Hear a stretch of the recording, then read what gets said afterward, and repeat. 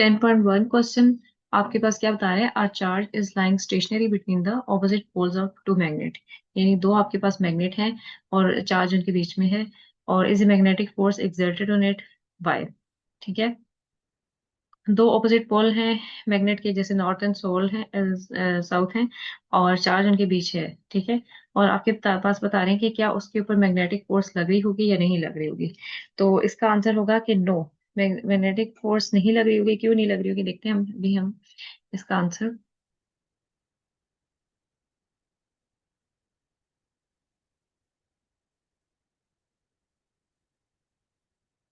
Constructive,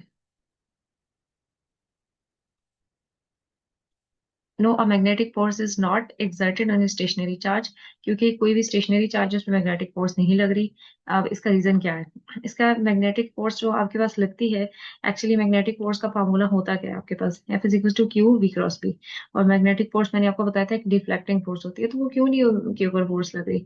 वो इसलिए नहीं लग रही क्योंकि आपने खुद ही बता दिया कि चार्ज जो दो पोल्स हैं उनके बीच में क्या है? रेस्ट पे है, स्टेशनरी है। स्टेशनरी मतलब उसकी, वो भी रेस्ट पे, उसकी वेलोसिटी क्या है? जीरो, मूव नहीं कर रहा। तो इसका मतलब ये हुआ कि आपके पास ये वाली टर्म बीच में क्या आ जाएगी? जीरो आ जाएगी। ठीक है, इसका मतलब है कि आप इसमें पुट करके रखोगे तो आपके पास बी जीरो हो जाएगा। बी जीरो होगा, वो सारी टर्म क्योंकि मल्टीप्लाई हो रही है, उस सारी टर्म को जीरो बना देगा, और इससे इस तरीके से आपके पास एफ बी क्या हो जाएगा? जीरो हो जाएगा, फोर्स जीरो हो जाएगी। इसी वजह से आप कहेंगे कि आपके पास अभी कोई भी मैग्नेटिक फोर्स नहीं लग रही होगी कि अगर कोई दो ऑपोजिट पोल है, नॉर्थ और साउथ, और उसके बीच में, यानी अगर आप ये देखो ना कि आपके पास ऐसे कोई पड़ा हुआ है, ये यहाँ पे आप कहते हो कि ये साउथ पोल है, ये नॉर्थ पोल है, और यहाँ पे नॉर्थ पोल है और साउथ पोल है।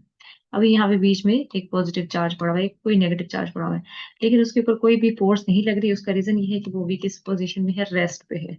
रेस्ट में मतलब कि उसकी वेलोसिटी क्या है? अभी जीरो है। ठीक है, तो इसी वजह से उसके ऊपर अभी कोई फोर्स नहीं लग रही होगी। और 10.2 जो है ना, 10.2 का आपने क्या कहा था कि 10.2 नहीं है क्वेश्चन। और नेक्स्ट क्वेश्चन आपके पास कौन सा बनता है? 10.4। 10.4 हम देख लेते हैं कि है क्या आपके पास। ठीक है, 10.4, is it possible to change both the area of the loop and the magnetic field passing through the loop and still not have an induced EMF in the loop?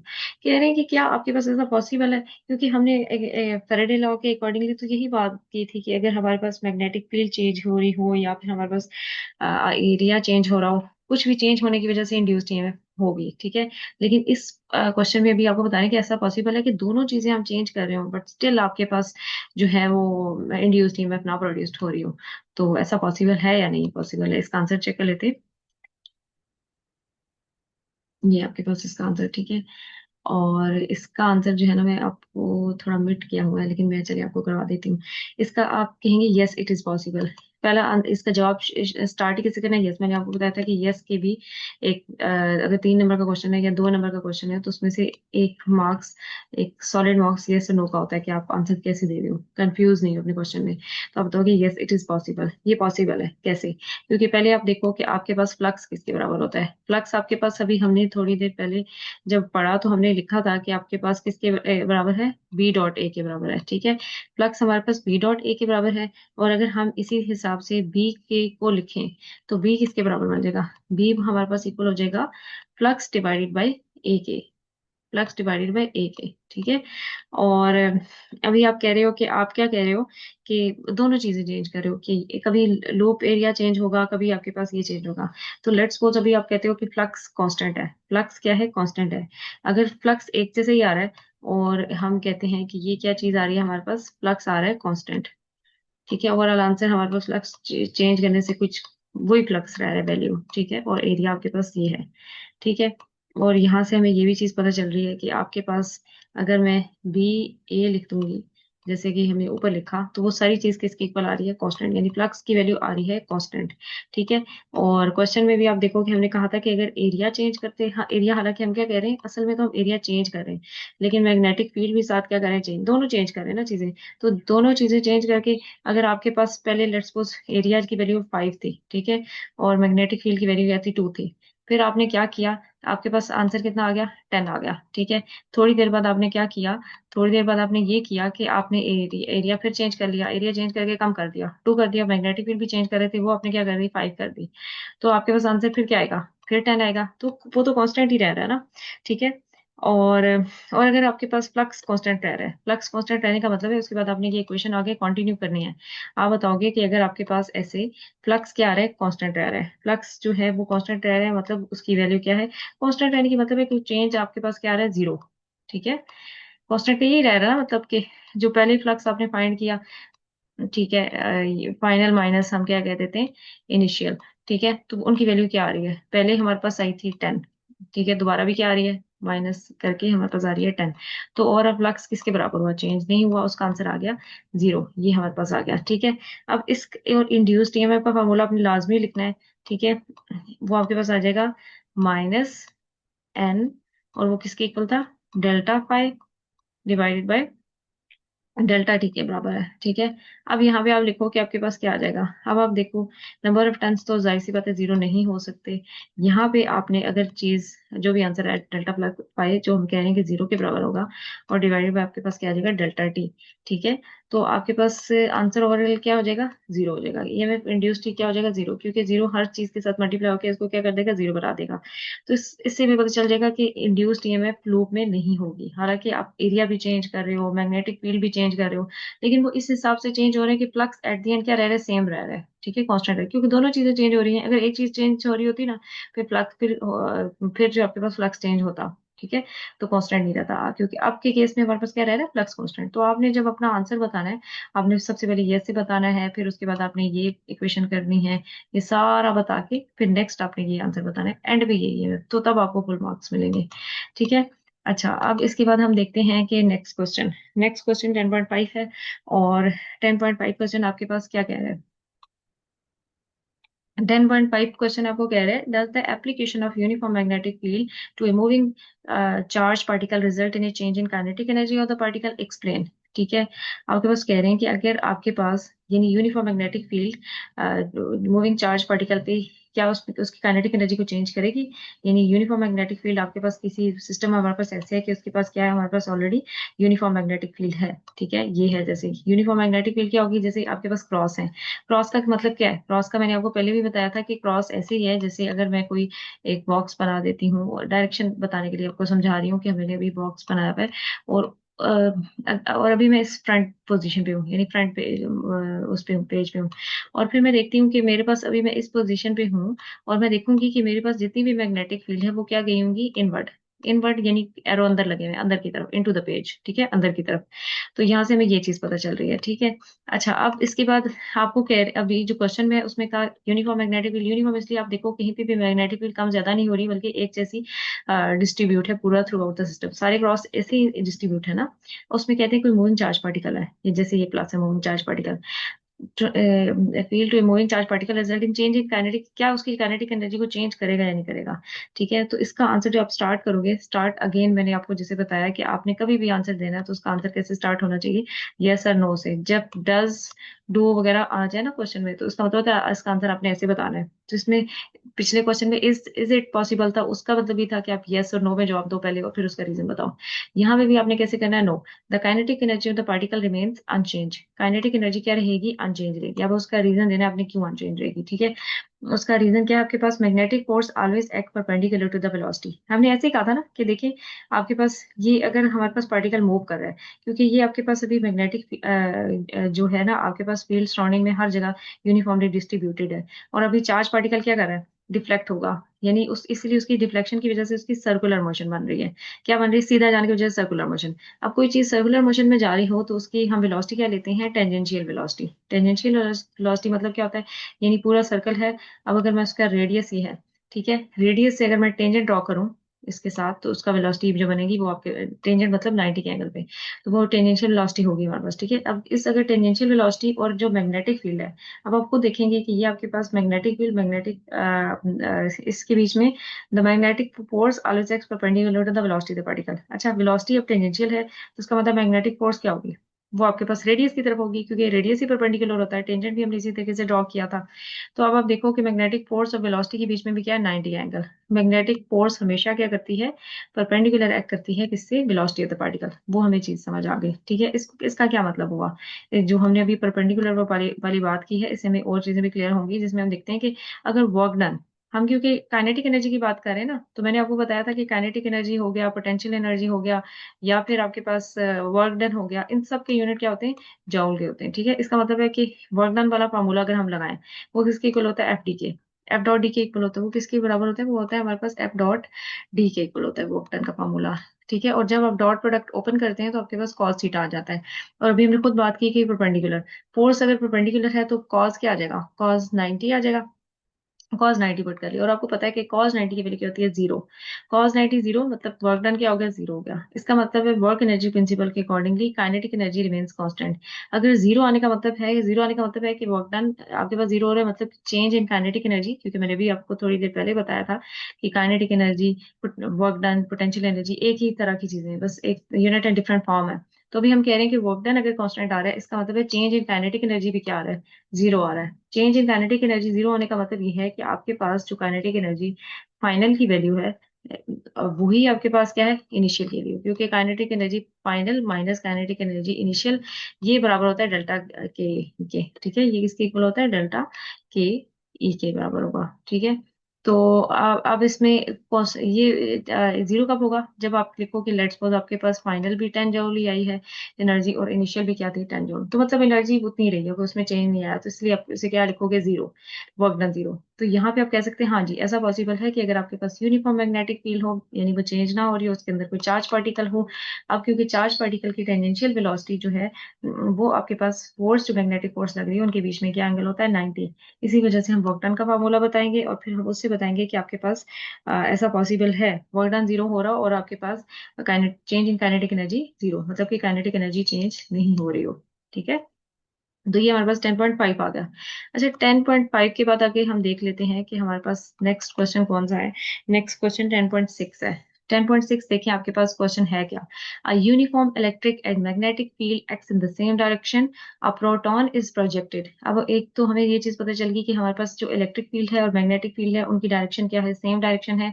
और आपके पास प्रोटॉन है, मतलब कि पॉजिटिवली चार्ज पार्टिकल है, into the space with uniform velocity, उसकी velocity भी change नहीं हो रही, इन ऑपोजिट डायरेक्शन, यानी इलेक्ट्रिक और मैग्नेटिक फील्ड से ऑपोजिट डायरेक्शन में।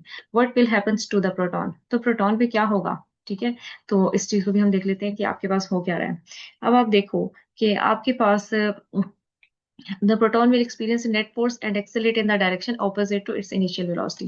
पहले तो हमने बता दिया कि ऐसा होगा, कि क्या होगा, एक जो प्रोटॉन होगा वो कोई नेट फोर्स मतलब इलेक्ट्रिक और मैग्नेटिक फोर्स की कंबाइंड फोर्स उसके ऊपर लग रही होगी, और वो एक्सेलरेट मतलब उसकी वेलोसिटी चेंज होना शुरू हो जाएगी, जिस डायरेक्शन में उसकी इनिशियल वेलोसिटी थी उससे ऑपोजिट डायरेक्शन में। ठीक है, अब हम देखते हैं क्या बात है की explanation. A moving proton experiences force from both the electric and magnetic। अब आप खुद बताएं, क्योंकि जब भी मैंने आपको पहले भी ये चीज बता रखी है कि कोई भी चार्ज पार्टिकल हो, अगर वो रेस्ट पे है, अगर वो क्या है, रेस्ट पे है, तो तब उसके पास क्या है, सिर्फ हमारे पास क्या है, उसके सराउंडिंग में इलेक्ट्रिक फील्ड है। ठीक है, और इलेक्ट्रिक फील्ड है, और मैग्नेटिक फील्ड हम कहते थे कि नहीं होती जब कोई चार्ज किस पे हो, रेस्ट पे हो। और अगर कोई चार्ज क्या करे, मूव करना शुरू कर दे, क्या करे, मूव करना शुरू कर दिया उसने। ठीक है, मूव करने के रिजल्ट में हमारे पास इलेक्ट्रिक फील्ड तो होगी ही होगी, क्योंकि ये उसकी चार्ज की प्रॉपर्टी है, प्लस उसके पास मैग्नेटिक फील्ड भी होगी। ठीक है, ये चीज हमें पता चल गई कि अगर चार्ज मूव कर रहा हो, इसका मतलब है अब मूविंग प्रोटॉन जो है वो क्या एक्सपीरियंस करेगा, क्योंकि और दूसरा हमने वैसे भी इलेक्ट्रिक और मैग्नेटिक फील्ड भी उसके सराउंडिंग में रखी हुई है। एक तो ये तो उसकी अपनी फील्ड्स हैं। ठीक है, तो अब देखो कि अगर आप चार्ज मूव कर रहा है, उसकी ऑलरेडी खुद फील्ड है, तो वो इलेक्ट्रिक फोर्स तो उस पर लगेगी ही लगेगी। क्या करेगी, इलेक्ट्रिक फील्ड में पड़ा हुआ है तो उसकी इलेक्ट्रिक फोर्स उस पर लगेगी ही लगेगी। इलेक्ट्रिक फोर्स आपको याद है कैसे होती थी, हम कहते थे पॉजिटिव टू नेगेटिव हमारे पास इलेक्ट्रिक फोर्स होती थी। ठीक है, और फिर साथ ही चार्ज में मैं क्योंकि मैग्नेटिक फील्ड भी है, तो एक्सटर्नल मैग्नेटिक फील्ड भी है, इस वजह से हमारे पास उसमें मैग्नेटिक फोर्स भी लगेगी, जो कि हमारे पास क्यू वी क्रॉस बी के बराबर होती है। तो ये दो फोर्सेस तो उसके ऊपर क्या करनी है, लगनी ही लगनी है। ठीक है, अच्छा फिर उसके बाद आप देखो, इन दिस केस, इस केस में हमारे पास हो क्या रहा होगा, इस केस में electric force will cause the proton to accelerate along the electric field lines. Electric force उसको ये कहेगी ना कि तुम पॉजिटिव से नेगेटिव मूव करो। अब पॉजिटिव से नेगेटिव मूव करने के क्या मतलब होगा, हिप्सा आप प्लीज काटे ना लगाएं, हिप्सा।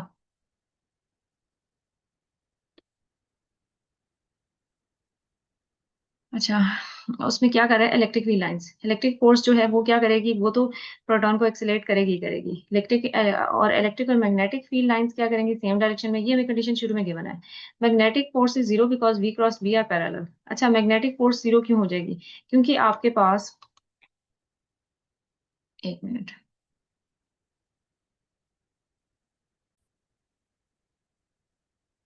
अभी आपने बता दिया कि आपके पास जो v क्रॉस बी है, यानी v क्रॉस बी जो आप प्रोडक्ट ले रहे हो, क्योंकि अभी आप बता रहे हो कि वेलोसिटी और मैग्नेटिक फील्ड एक डायरेक्शन में, यानी शुरू में जब जिस डायरेक्शन में इलेक्ट्रिक फील्ड है, मैग्नेटिक फील्ड है, उसी डायरेक्शन में आपका इलेक्ट्रॉन प्रोटॉन क्या कर रहा है, मूव कर रहा है।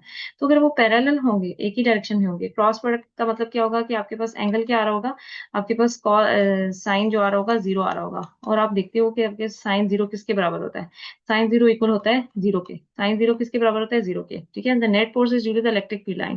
तो इसका मतलब है नेट फोर्स सिर्फ किसकी वजह से होगी, इलेक्ट्रिक फील्ड लाइन की वजह से होगी, ठीक है।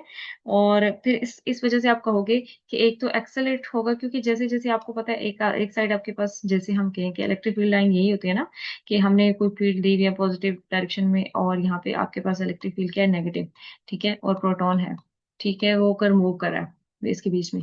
तो वो जैसे जैसे क्या करता जाएगा, मजीद नीचे आता जाएगा, वो अट्रैक्शन बढ़ती जाएगी, तो उसकी वेलोसिटी सेम नहीं रहेगी, बल्कि क्या रहेगी, स्ट्रांग हो जाएगी। और मैग्नेटिक फोर्स जो हमने लगाई हुई थी, वो उसका ताल्लुक रहेगा ही नहीं, क्योंकि मैग्नेटिक फोर्स में हमारे पास क्रॉस प्रोडक्ट क्या बन रही है, जीरो बन रही है, ठीक है।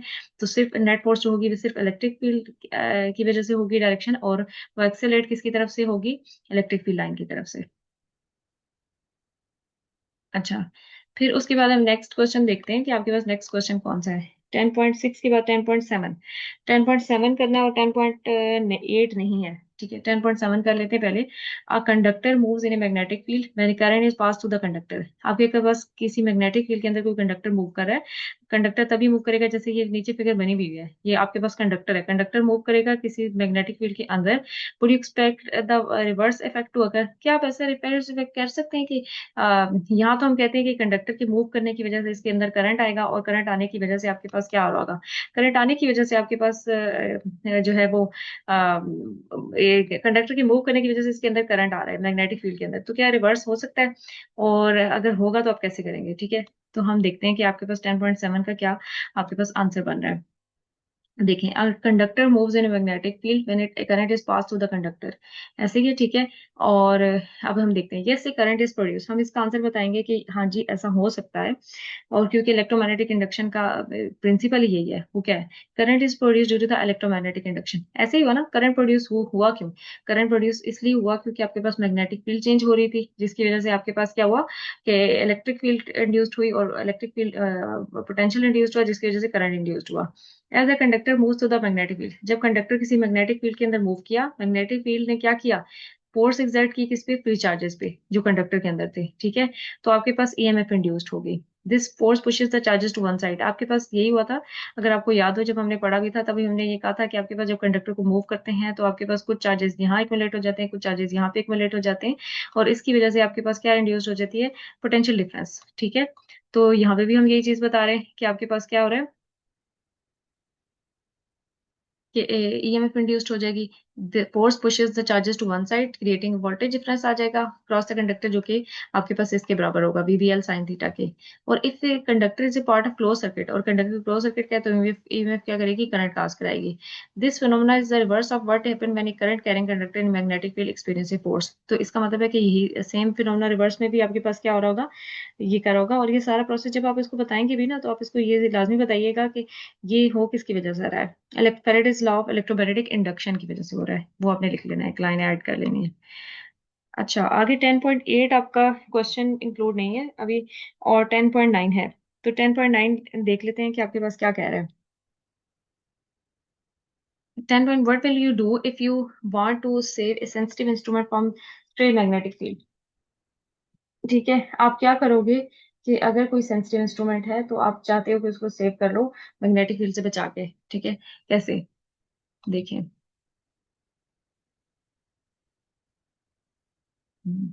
You should shield it using soft iron box to protect a sensitive instrument. अगर कोई भी आपका इंस्ट्रूमेंट है जिसको आप सेव करना चाहते हो कि मैग्नेटिक फील्ड उसको इतना इफेक्ट ना करे कि उसके अंदर का स्ट्रक्चर चेंज हो जाए, तो आप क्या करोगे कि उसके अंदर से मैग्नेटिक फील्ड लाइंस ना पास कर जाएं, आप उसे शील्ड करोगे। शील्डिंग करते हैं ना, जैसे हम अपना कोई खाना भी होता है तो उसको सेव करने के लिए क्या करते हैं, किसी कवर के अंदर रैप कर लेते हैं। इसी तरह अगर जो हमारे पास इंस्ट्रूमेंट है उसको सेव करने के लिए हम क्या करेंगे, किसी सॉफ्ट आयरन बॉक्स के अंदर रख लेंगे सेंसिटिव इंस्ट्रूमेंट को। वो क्या करेगा, soft magnetic material like soft iron हो गया, have high permeability meaning they can easily attract and redirect stray magnetic field through themselves. तो वो क्या करेगा, वो उनको आने देगा और फिर क्या करेगा, परमिएबल मतलब अलो भी करेगा अंदर आएंगे और फिर फौरन रीडायरेक्ट उनका रास्ता बदल भी देगा। This soft iron effectively prevented from penetrating into the protective space. तो वो जो अंदर प्रोटेक्टिव स्पेस है ना, वहां तक नहीं पहुंचने देगा, आएंगी और फिर फौरन रिफ्लेक्ट हो जाएंगी। इसे हम क्या कहते हैं, मैग्नेटिक शील्डिंग। ठीक है, ये मैग्नेटिक शील्डिंग होता है जो एक्चुअली प्रिवेंट कर रहा है किसी भी इंस्ट्रूमेंट को अंदर से खराब होने के लिए। तो ये हमने आज क्या कर लिए कि शॉर्ट क्वेश्चन कर लिए। ठीक है,